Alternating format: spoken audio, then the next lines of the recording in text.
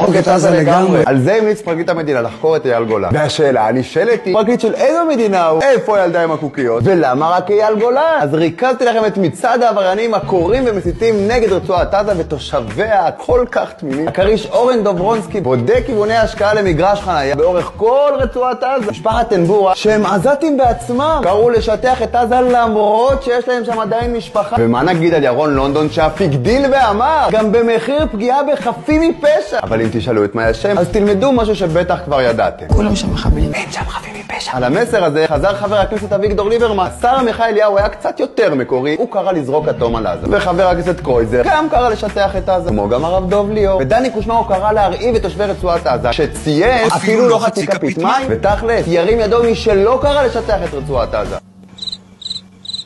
ככה חשבתי. בקיצור, הבנתם. ותכלס כולנו הבנו את זה כבר די מזמן. כי אנחנו לא הבעיה. הבעיה היא שם למעלה, במגדל השן הרקוב והמנותק, שממשיך לייצר שערוריות על בסיס שבועי. בעוד שתחקירי ראשי מערכת הביטחון נדחים ומתפיידים, אנחנו עדים לרדיפת לוחמים, ועכשיו גם זמרים מזרחיים. זה לא נראה שמשהו השתנה איפה שבעיקר צריך את השינוי. לא ניקוי האורוות ב-8200, לא סרבני המילואים, גם לא אצל אלופי הקונספציה המטכ"לית, ובטח שלא במערכת המשפט הצבועה והגזענית. אבל אסיים כמו שפתחתי עם מילותיו היפות של בן כספי. כל אזרח שנמצא עכשיו בעזה, כולל גופו, לא חוזר במצב שבו הוא יצא עכשיו. אנחנו מוחקים את עזה, ושכל העולם יחרים אותנו.